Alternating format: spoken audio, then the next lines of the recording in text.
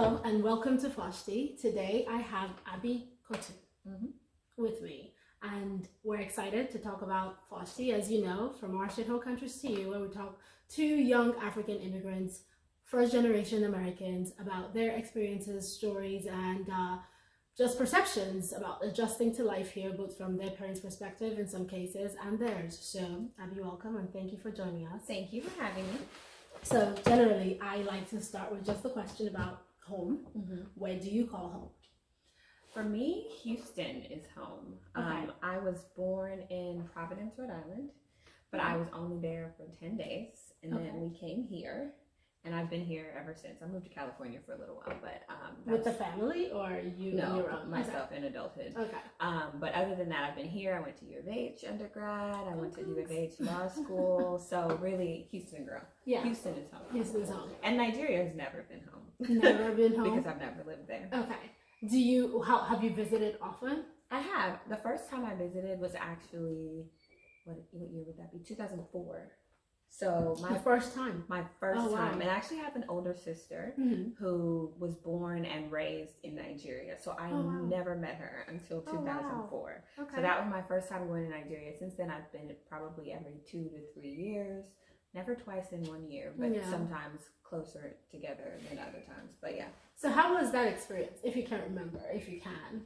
Going back in 2004, what was that experience like? What did you anticipate or expect, and then what was it like actually being there? So I mean, I don't know. I can't say that my exposure to Nigeria was completely negative. Okay. You know, like, because I'm an American, right? Really. I'm watching TV. I see the commercials, you know, soliciting funds to get back to Africa. I never really thought that was really Africa. So I wasn't necessarily expecting that. But, you know, there was a whole part of meeting my sister for the first time, which was a lot. And, you know, I didn't know my sister. She's 3 years older than me. Oh, wow. So, you know, I'm Yoruba, so there's respect, and I'm trying to figure that out, but we're really kind of the same age. Because 3 years old, you're like, that's a big deal, but in Nigeria, especially the culture. Yes, call me sister, you know. So there was that aspect, but then there was also the aspect of being in Lagos, the most populous nation within Africa, and there was so much going on, and, you know, safety, not knowing if I would be safe. I was, nothing happened. My sister is a Lagos girl, so she knows what she's doing. She even had some people that she knew in the airport who actually escorted me. Oh, you went by yourself? I went by myself. Wow. So the whole time you were talking, I imagine that you went with someone, your parents. So you just landed in Lagos and it was like, here you are. Wow. Okay. She had some people meet me, so I didn't have to bribe anyone because I have problems with that. Well, good thing she had people meet you. She did. Because otherwise they would have heard me speak and think that they could extract money from me, and I'm not that person. But yeah, they met me, and then she picked me up. She's the one that drove. We drove to our, you know, where she was living. She was in school at the time. So it was a lot. There's a lot of people. There's, you know, beggars on the street. The people, the noise. It can be a whole lot. Yes. I went back. So I moved to the States and I was here for about 10 years. And then I went back in 2006 by myself. And no one, I mean, people met me at Lagos airport when I came out. So being in the airport, I actually remember I was held up by some guy that kept saying, you know, do Christmas thing for me. Because of course I wanted to be Nigerian as much as I can, but they could still kind of pick up that this is not really it. And I remember just saying, like, gosh, I'm supposed to give him money. I'm really supposed to give him something. I really don't want to. Like, I don't want to. I don't want to. And of course I cried, and eventually. Oh, okay. Yeah, I mean, I found something. Tears, money, whatever you can give. As long as you give something, that works, right? Yeah. So you get back, and did you stay on campus? Because she said she was living in school. She was in she wasn't in a campus. A hostel. Okay. No, she had an apartment or a flat. Okay. So that was cool. But, you know, she knew I was coming, so she had, like, gotten ready and like spent money to prepare for me. And, you know, it really was eye-opening to me, because here you move into a place and everything's done for you. Yes, you just move in your furniture. There, the light fixtures, you have to put them in. The switches, I was like, oh my goodness, you pay for each and every one of these things. But it was cool. It was cool to see that. And I think I went, was my first time. It might have been the summer. Okay. Summer here. Okay. So it wasn't like Christmas and all those parties, Right. but we still got to party. Right. She still showed me things. I met Took my you around, grandma. yeah. Not met because she had been here, but I got to see my extended family, which is a lot. I don't have that much family here. So that was nice. So emotionally, if I can ask, how was it well, what did the bonding experience feel like? Not having really met her before, and then having how long were you in Nigeria for? Not more than 10 days. That's about the limit. Okay. We'll get to that. But what was that like, having to establish this sort of physical relationship? Because emotionally you kind of feel, yes, I have a sister, I know I have a sister, but now you're physically in the same space. Like, were there certain things you would do and you're like, oh my goodness, I see myself. How was that for you? You know, I see my mother in her. Okay. I don't see myself in her. We're very different. Oh, really? But I see my mom, like, she didn't really grow up with my mother that much because my mom raised her for 3 years before coming to America to go to school.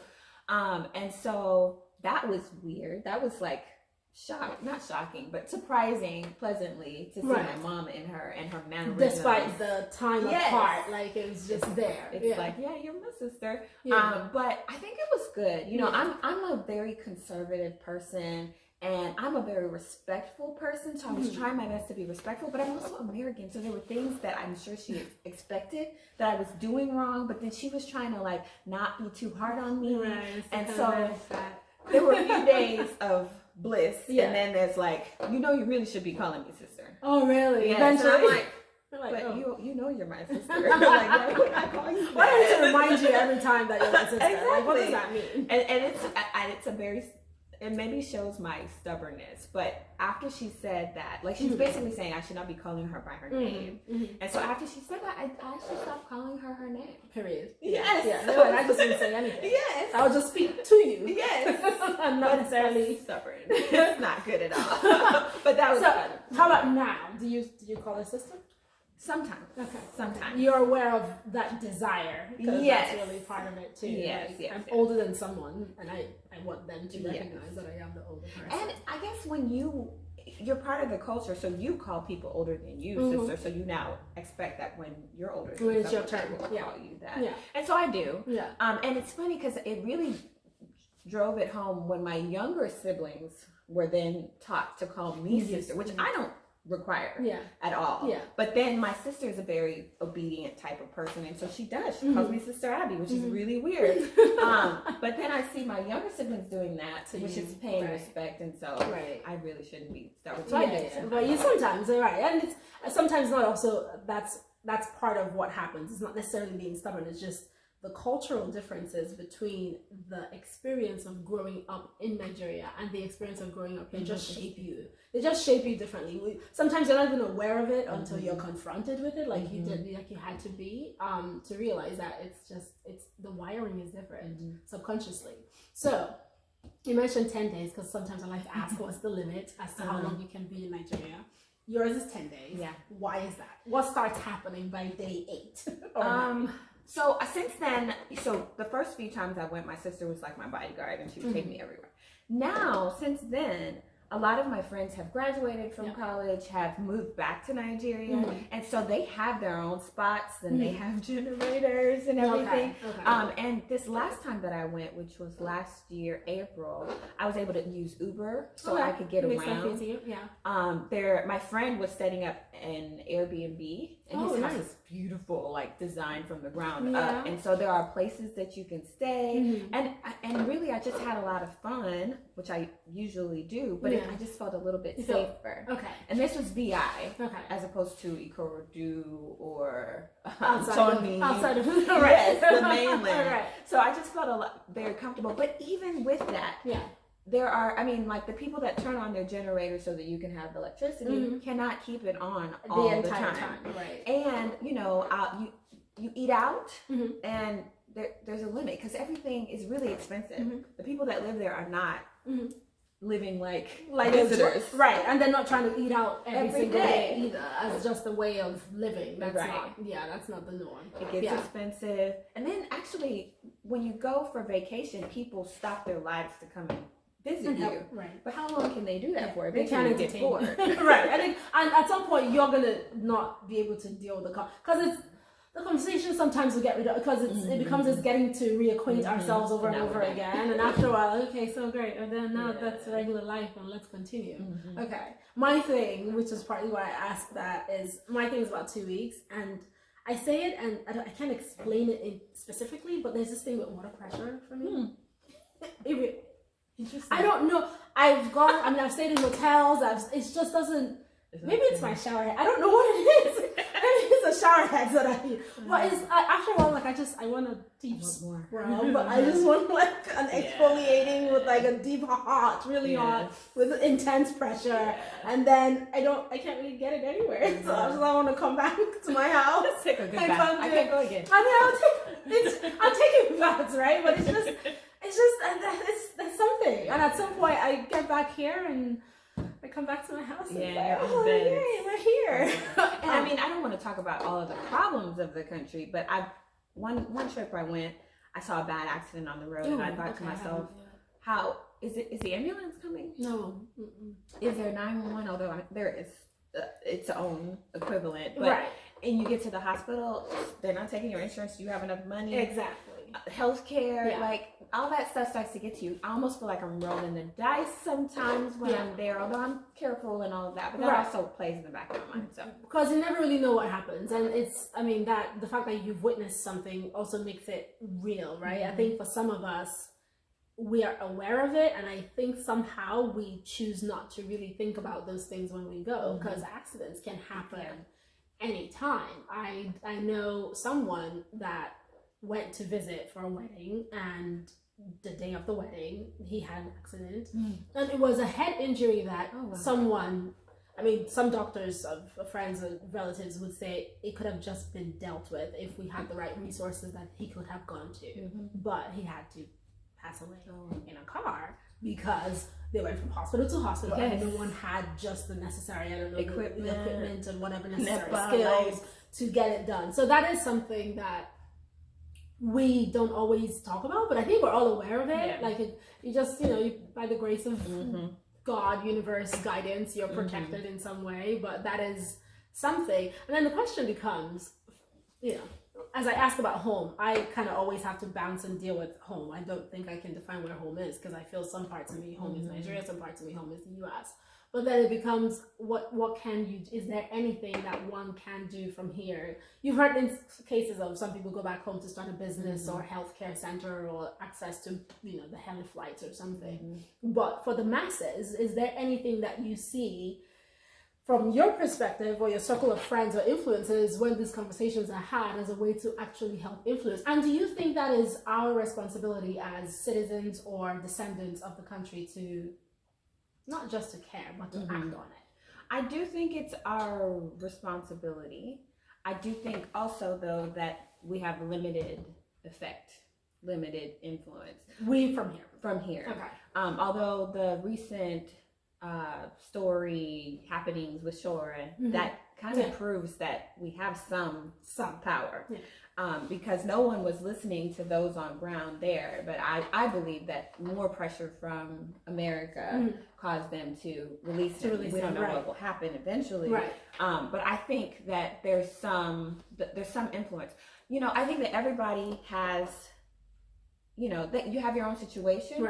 But you also have an assortment of things you could do. Some people, one end of the spectrum is pack up and move back, which some people have done with varying levels of success.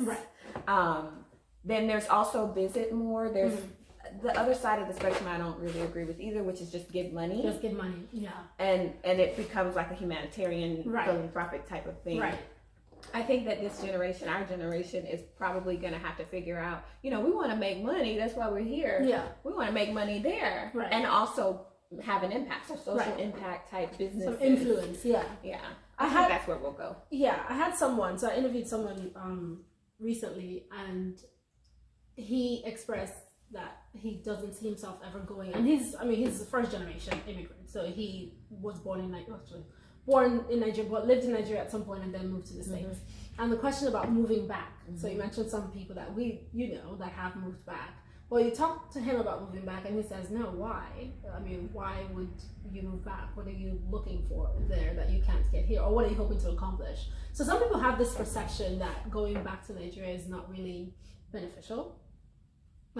And you could go have a job or something, but in terms of building a life, children and all that, it's not helpful getting access here or being here and then choosing to go back home. What are your thoughts on that? And people do they have families? Do they move with families? Just from your experience, what are your thoughts about that? I will say that the people that have completely shuttered up here and gone back were either single when they did it, or dating someone there. In my and I know a couple of people who are dual country families. Like the man, someone is over there and then someone's going back here. Right. And then of course I have friends who got married there and their husbands have come here. So the whole range. But I think, look, we're here, and as much as I believe in our rights, because I'm a U.S. citizen, American born, I can become president if I want to. We deserve I'll go back to that if you want to, but we'll ask that later. We deserve the rights that are afforded to us here. But this country is still a majority white country. We were still brought here for the most part, the black people that are here as slaves. We are second class citizens to a large extent. It's getting better every year. We can yell Black Lives Matter and we can affect change. But that's always the case. And for many African Americans, they do not have a home that they could just say, you know what, F this, I'm going back home. We do. And do you know why I was smiling? Why?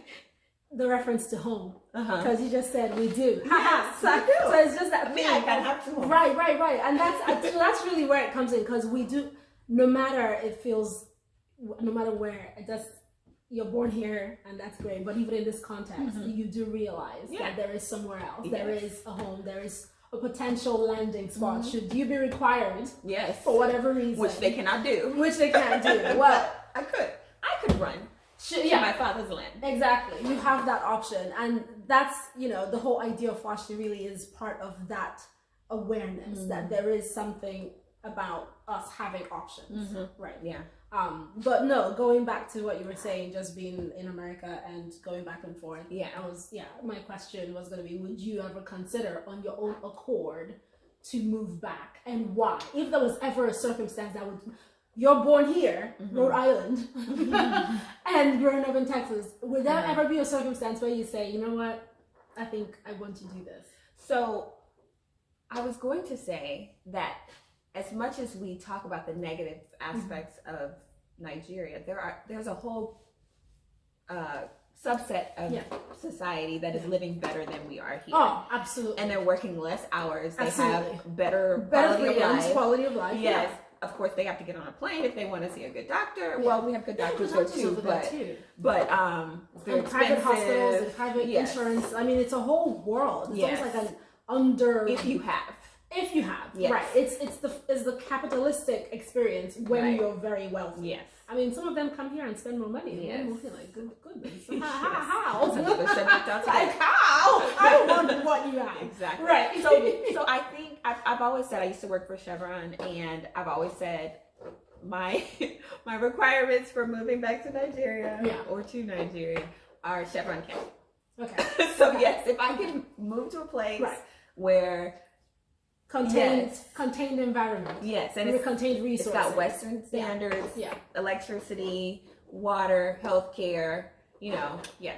There are a few of those. Someone showed me something about some real estate projects recently, and there are a few of those type communities that are being. I mean, with their own grocery stores, medical facilities, all of that contained. And it's why we don't have more of that. Right. Well, funding and management. I think management is something that we struggle with. I mean, we can always create new things, and there are lots of new things and new projects, but we're only getting better with managing what we have. As I say that, I imagine that's everything from politics to government to we have it, we are excited about it, but the management of it is not always our strongest suit. But hopefully, and foresight, exactly. So hopefully, as time progresses and the younger people get more involved, things will continue to get better. Yeah. And by the way, so I'm being a little bit facetious when I say only Chevron can. I think a perfect job or opportunity where I think I could, you know, make an impact and my skill set could be used, I consider it. But at the end of the day, we're all worried about our health, safety, life, you know, doing something with our lives. Right. So all that stuff would have to be taken care of. No, the Chevron camp thing, I get the context of the just the planning and the planning of it and the contained environment is there because that's what matters to most people. I mean, even here, you wouldn't want to be in a place where you're constantly worried about something or safety and all of that stuff. Okay, so I'm gonna switch really quickly because we talked.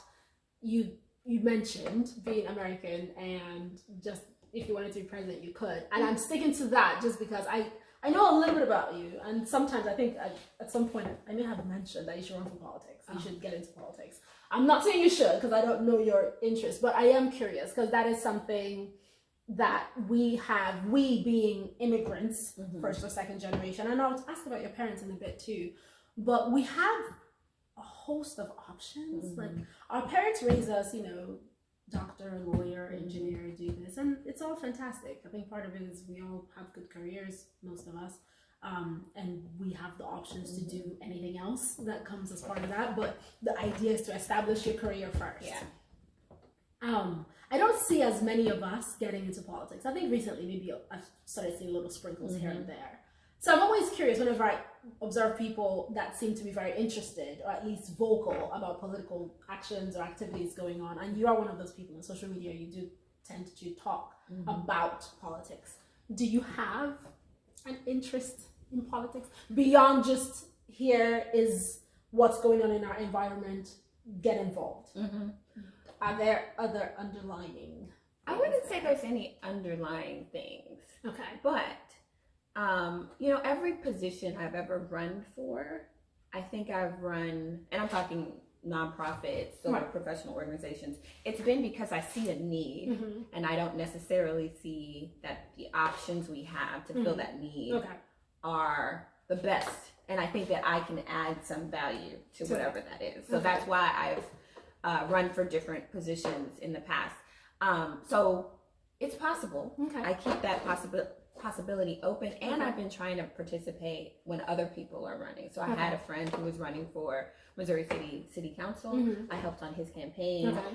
We also had a Houston City Council person. I met with him just to get a feel for him and get to know him, and I donated towards his campaign. And in a lot of ways, I think that giving money really does help the candidates, and I'm really hopeful that we'll win because neither of them won. We have somebody running for judge, and so I want to support him, and I've met him. I haven't sat down and talked to him, but I think I'm also doing Leadership Houston this year, so I'm learning about how Houston works, and you know, I feel like right now my place is information sharing and people connecting. I haven't necessarily thought, okay, you know what, it's time to get in the ring. But I will say that this law degree that we have opens up a lot of doors. It's a good foundation for it. It really is. Really. One of my cousins was contemplating that, and I know I just switched topics, so we'll come back to politics, and she said, you know, I'm tired of law school, I don't want to do it. And I got out of law school 10 years ago. But I said to her, it's a good foundation for whatever you want to do. You don't have to practice. You can decide, I can set out practice from 55 to 80, like whatever. You have the option to do it. And, you know, they always kind of in law school, you're always taught to kind of think about the world, politics, and how to really influence government and all that. So it almost feels like it would be a natural thing should that come up. But yes, the degree is useful if anyone is thinking about it. Okay, so eventually that will come up, but you're not really, it's possible. And we'll see what happens. Okay, we'll keep it there and then see what happens eventually. So I'm going to circle back to your parents. Talking about parents, just because as I mentioned, a lot of our parents come here with a certain dream or a certain idea, and we are in some ways expected to kind of fulfill that dream or idea if they're not able to. Do you know your parents' immigrant story? I mean, did they come here for school? Did they come for work? They came for school, and both of them went to school here in Houston, and my mom was going to school while I was growing up. I was a kid. So it's actually I'm not sure if I would have been this studious anyway, but I used to go to class with her. I used to go to the library with her. She would be studying, I would be playing with my books.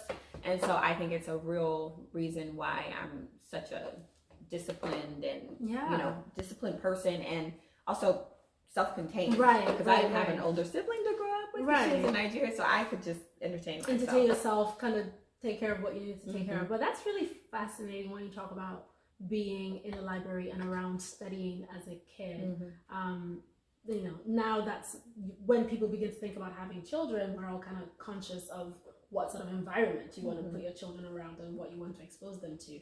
I actually never thought about that, but that probably helps influence their first impressions of what adulting looks like, kind of. And, I don't think that my experience is the same as other immigrants in that my parents didn't tell me I needed to be an engineer. My parents didn't tell me I needed to be a lawyer. Yeah.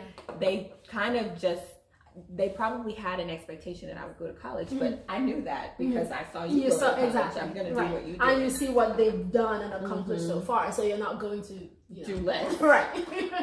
But I didn't have that pressure, or doctor, nurse, or whatever. Yeah. So I don't think that my experience is necessarily the same as other people in that respect.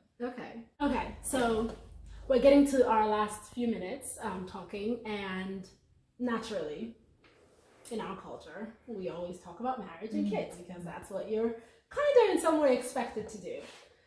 First of all, what are your thoughts about that statement, that that's what we're expected to do? Because I think sometimes our culture puts such a heavy, I think life in some way probably puts a heavy weight on marriage and children, for women especially. It's like a sense of identity isn't quite complete until you've, attached that part.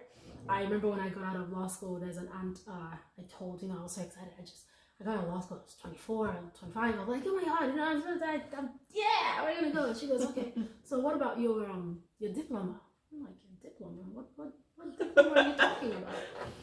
She goes, none of these matter, you need the MRS. It's not the, I was like, I need the MRS. Like, what? And I was 25, right? I was not anywhere close to that. But I do think our culture, that's such a big deal. How does that, you think about yourself, your career, life, do you feel that pressure? First of all, do your parents kind of put that kind of pressure on you? Do you feel it from society? Do you feel it from yourself? Because I think those are all, on all fronts. Okay. I think my parents, I don't know, I want to say that they didn't pressure much, or don't pressure much. I don't think they pressure as much. Okay. But I had to tell them, look, yes, like, would you like me to be depressed? Yeah. Because that's not my MO. But if that's what you want, then keep doing what you're doing. Yeah. Like, it's not as though I don't want these things for myself. Right. But I also will not marry by force. Yeah. Because it's a huge thing. Yeah. I think about myself, like, if I had gotten married at 25, would I do? Ooh, that's 25 is so. Yeah, no. Sorry, when I was like, oh my God, no. Trajectory. Yeah. And then I'm like, life. Yes. Yeah. I'm a stronger person now than I was then. Right. If I have a spouse that wants certain things for his life and I want certain things for my life, I think I can navigate that so that we both get it in a way that I probably couldn't do if I was younger. Yeah. And I'm not saying that people shouldn't get married younger if that's what you want for yourself, but I did want to accomplish some things. I wasn't. Now, a lot of people, I think, assume that I am single by choice at this point. Yeah. But it's circumstance. I want to get married at some point, but I want it to be right. Yeah. No, and there's that thing about people's assumptions, because our culture and our society, and of course, when you are someone that has a lot of friends or acquaintances, people always tend to have opinions, whether based on reality or just whatever. And it's fascinating because you say that, because at some point you have to say, okay, so people assume, but why? Like, first of all, why do you have enough time to assume about anybody else's life? Like, really? Like, you should like, oh, hey, okay, cool, that's nice. You're doing something, just move on. But sometimes people really have too much time to think too much about other people's lives. And generally, I just feel like most women shouldn't marry until they're over the age of 30 or 35. Actually, say 33, but, they're other, like, financially, emotionally, spiritually, sexually. There's just a bunch of things that happen to the woman that by the time they get to a certain age, they're almost entirely different people. Yeah. But, you're already in this situation and you feel like you have to, for some people, not everyone, we're aware, so in the comments you can tell us if it applies to you or not, thank you, but for some people it's like you have to maintain this idea of who you now are as a partner. Meanwhile, who you are as a person has totally shifted, because the men sometimes remain consistent in who they are and the women don't. So it's, in terms of timing, it's always fascinating how quickly we try to say, oh, get married, you're 26 or 27. I'm like, no, you're not even ready yet. Like, you're not even there. You shouldn't go. I have a 25-year-old sister, and I don't necessarily think that she's married. I think she would be a great wife. Yeah. But I just think that then her own trajectory would be different. Right. And she hasn't quite figured out who she is. Yeah. At 25. Because you think you have. We all, I think we all thought we knew it. At 25, I was like, I was absolutely certain I knew myself. I was done with law school. Please get out of here. I was ready. But then you look back now, wow. Ooh, my goodness gracious. Yeah. Does your sister think about marriage already? No. Well, yes. Yeah. Of course. I mean, doesn't she have to? She's a child of a Nigerian parent. Yeah, that is. But I don't think they're necessarily pressuring her either, because they want what's right for her too. Right. But the only thing about us saying that you need to get married after 33 is infertility. Yes. And so I because it's a catch-22 though. Yes. So that's where. Well, continue. Finish your thought. I didn't mean to cut you off. So I've had this conversation with friends, women friends, and what is it? Being Mary Jane. That whole episode or season that talked about her, infertility and taking hormones and freezing eggs. Right. That actually buys you more time, and I think it's something that more people need to look into. Right. Because then you don't have to feel like you need to have kids at 26 because of the risk of Down syndrome or whatever. Right. So, would you consider that? Excuse me. I did it. You did it? Yeah. Oh wow. Okay. How was the experience? Did it feel emotional for you, like having to make that choice? Did it? I'm just curious. Was there a part of you that was like, man, this kind of, I wish I didn't have to do this? Or no. Okay. I don't think that was a lot of what I was thinking about. It was my doctor who kept asking me year after year after year at my women's exam about that. How are you gonna do it? Yes. Are you having kids this year? Yeah. Then maybe you should go ahead and freeze your eggs.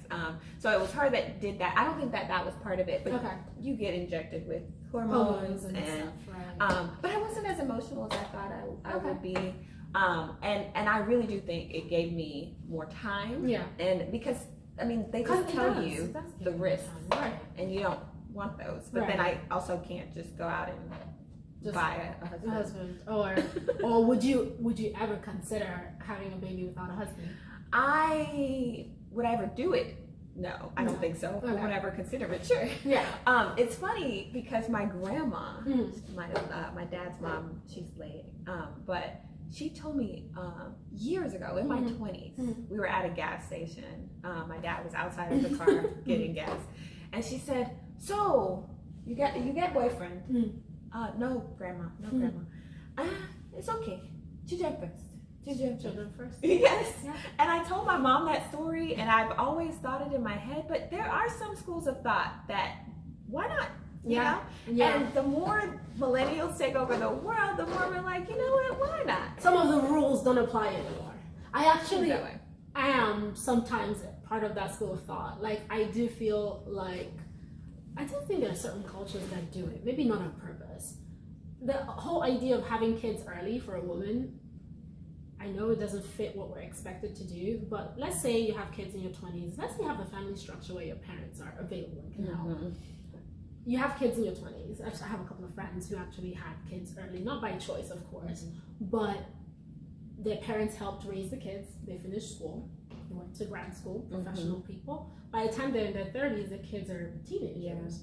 One, the relationship they have with their kids are very different because they're kind of more able to understand their kids. Their parents now have time to kind of age gracefully while they are working and just helping take care of the parents. Because there are things that happen to some of us generationally where you have aging parents and then you have young kids and you're sort of expected to be available to both of them and you really can't. And your parents are not really available to come help take care of the kids. So you're just strained and pulled from all corners. So there is a school of thought that in some ways, I'm like, I wish I could just have sat down. I'm like, okay, cool. Are we pregnant?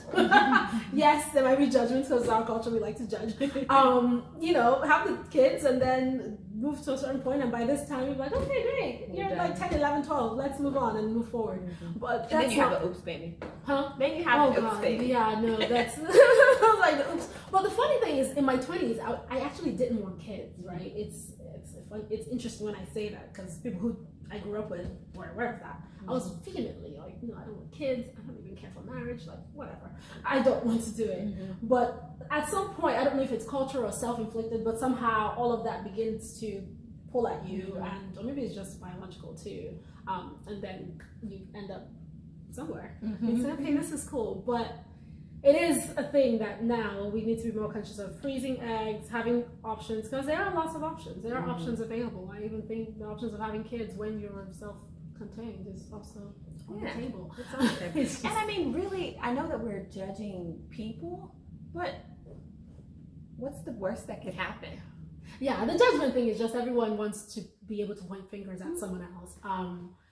Sometimes self-reflection requires a little bit more energy and more awareness, and it's easier not to take the time to do that, but to say, oh, look at you, you're not doing what you're supposed to do based on the rules that someone has imposed on me, and I'm not even sure I accept the rules or I agree, but I'm going to tell you you're not following them, and then that works. But yeah, no, okay, thank you so much for coming and sharing your story with us. As always, I let my guests know that they can ask me any question if they want to, no pressure. But is there a question you would like to ask? I have one, but it might be a really difficult question. Okay, let's shoot. Let me prepare myself. Since we're talking about our own S-hole country, what one area, I know you've probably thought about it a lot, I have too, I'm not even sure I have an answer to this question, but what one area that affects our country do you think we could improve? Like, if Nigeria wanted to improve, this is one area they could focus on. If Nigeria wanted to improve, one area would be, I would say, education, but education not just in the school system. Education in the sense of providing and encouraging our people to seek out information and utilize it. Okay. It sounds, and I'm thinking about it, but I know I personally feel very passionate about that. So for instance, I have a couple of friends now who have businesses where they actually employ people in Nigeria. IT stuff. I work with someone, even as part of Foshty, one of the people I work with that kind of helps with some social media stuff, some marketing stuff, some informational stuff, is based in Nigeria. She's a young person. I can tell that she's smart, but I can also tell that there are certain things that can be improved. I don't necessarily think it's the educational system. I think sometimes we are not necessarily encouraged to be as inquisitive, like out of the box, as curious, you know, to think out of the box and to seek to implement something, to seek more. Like a lot of us, our culture tends to seek material things, material fulfillment so much, but not the intellectual, you know, hunger. I wish that could be something, because I think that changes a lot of things.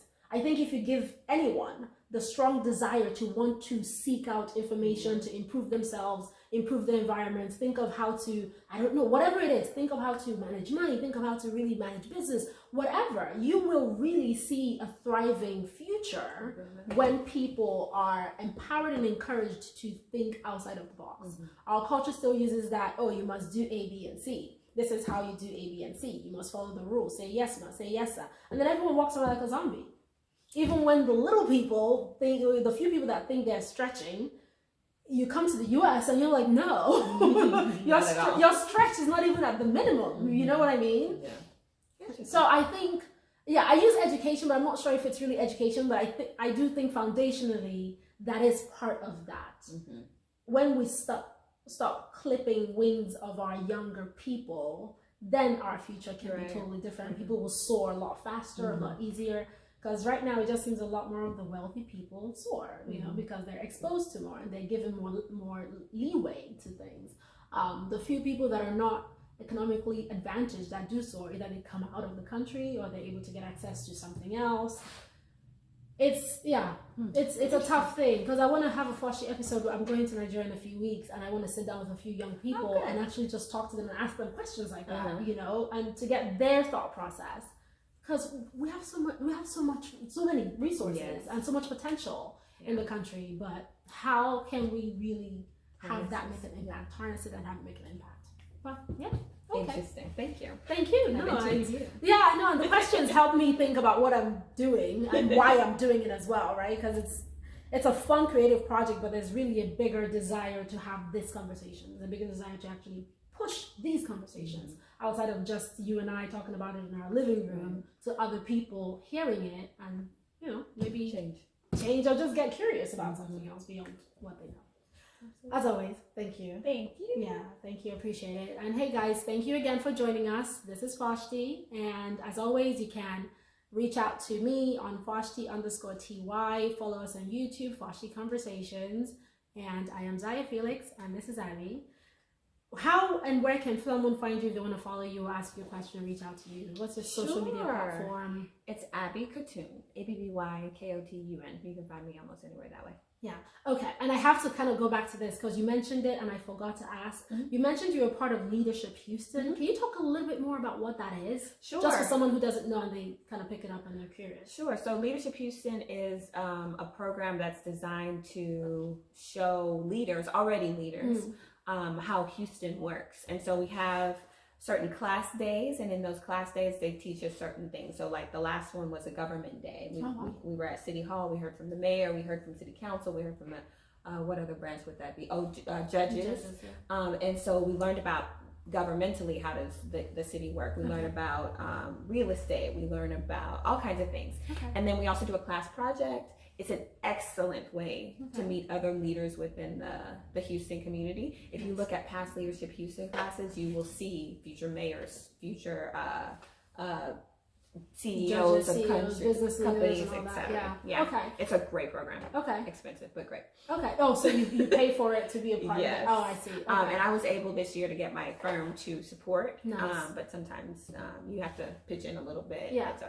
Okay, that's good. So just in case, it's always good to get information because that's part of what we're trying to do here, transfer information as well. So thank you for sharing. Sure. And as always, again, thank you for joining us. This is Foshty. Take care. Thanks, guys.